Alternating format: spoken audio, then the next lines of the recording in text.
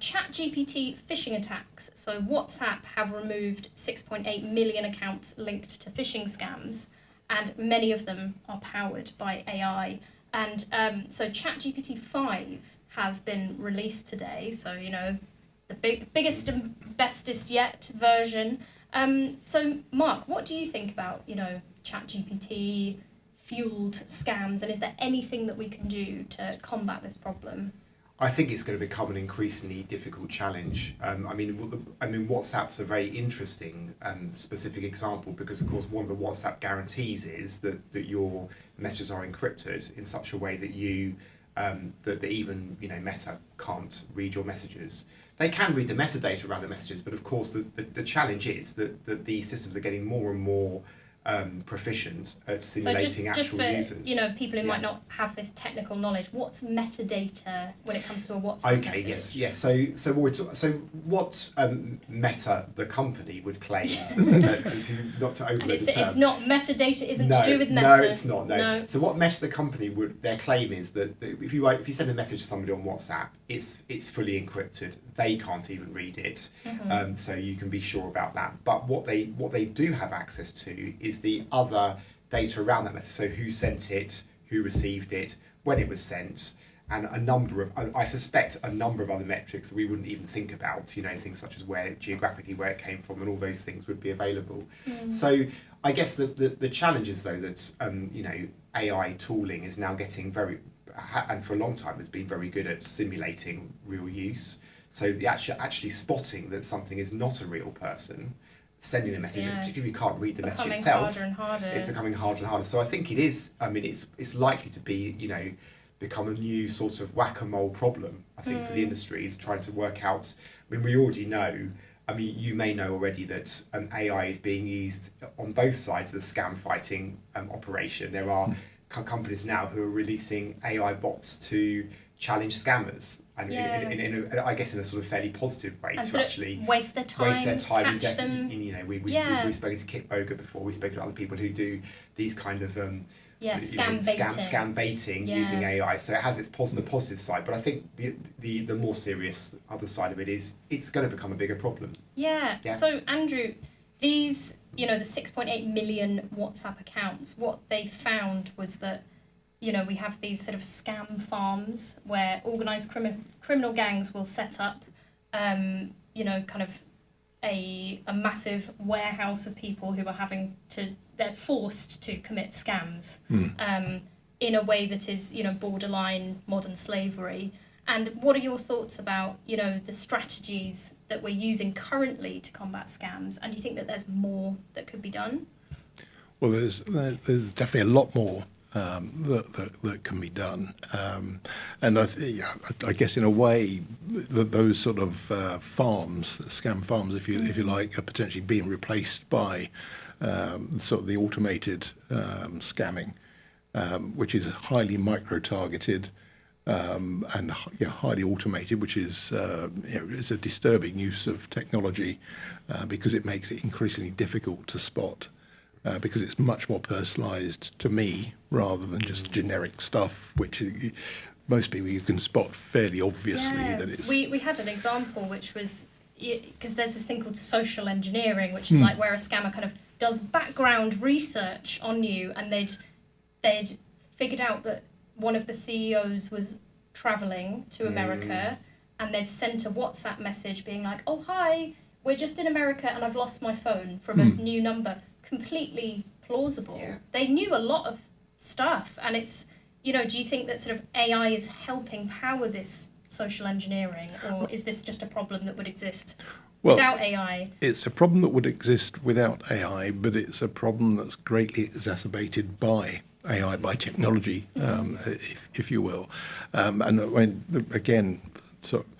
I'm involved with the Internet Watch Foundation, a lot of people push back on protective measures, saying technology can't solve societal problems as a sort of generic throwaway comment. I think completely ignoring that this will be a classic example where technology is absolutely causing or hugely magnifying societal problems. So I think it's a very glib statement to try and absolve technology of any responsibility. And I do recall at the Internet Governance Forum in Riyadh at the end of last year, Vint Cerf was on a panel. And I sort of posed a question in this general space, and he agreed that, I can't remember his exact phrasing, but it was along the lines of, we do need to be able to pierce the veil of anonymity in order to sort of identify perpetrators. So to using the sort of the WhatsApp example, be able to tell who the end user is, or in this case that it might be AI. Yeah. So we can't keep using privacy as a reason to not share not share things. So again, using my IWF example, we know that offenders use WhatsApp to share CSAM content. It will be trivially easy to stop that, but sort of people who use privacy as a reason to say no, we can't.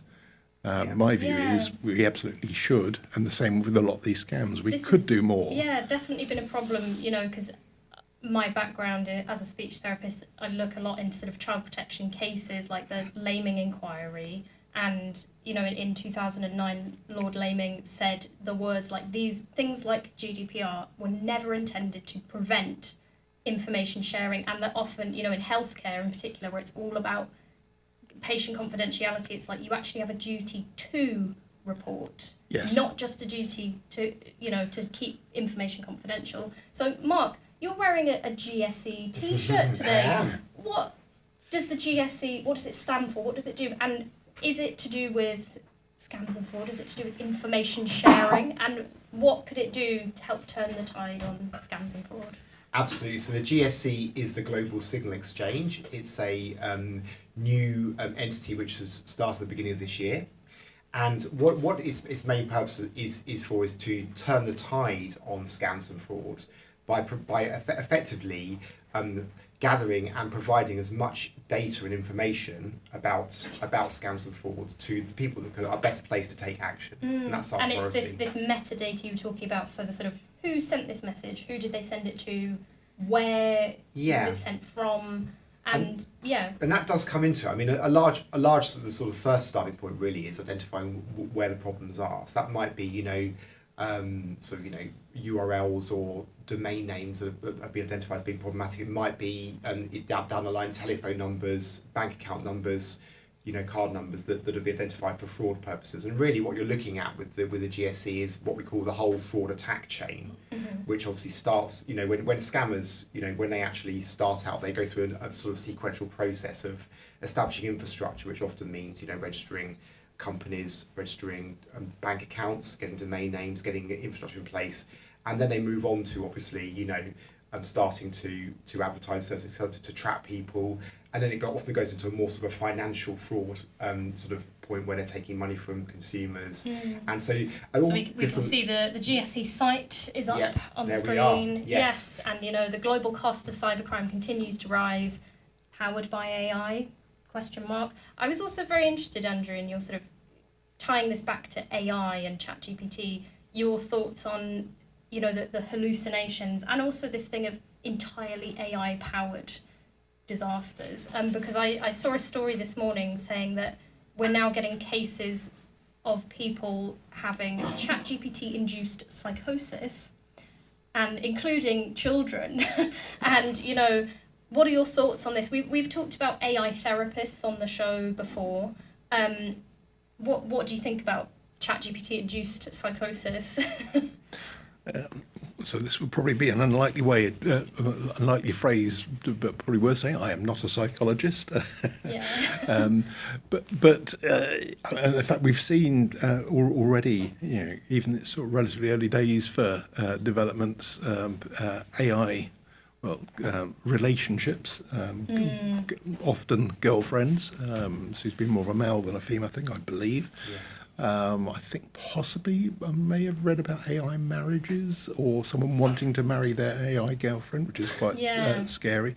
So I think people seemingly unable to differentiate between the sort of real and the virtual, and maybe that in of itself makes a strong case for needing to have guardrails, so it's clear that you're conversing with a pretend entity. An artificial entity, not Yeah. a real entity.